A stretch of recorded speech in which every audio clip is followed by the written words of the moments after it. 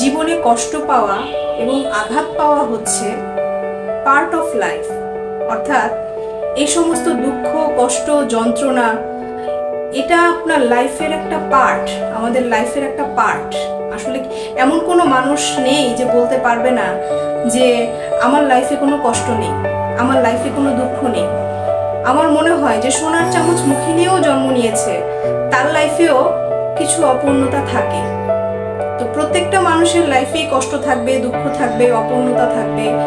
তো সেটাই হচ্ছে আপনার জীবনের একটা অংশ, একটা পার্ট।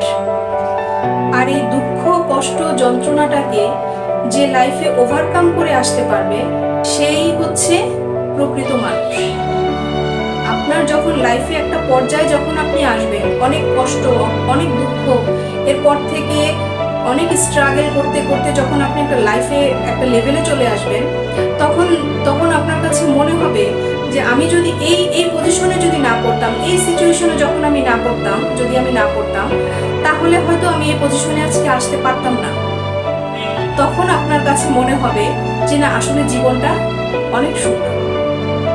সবাই ভালো থাকুন, সুস্থ থাকুন। আল্লাহ হাফেজ।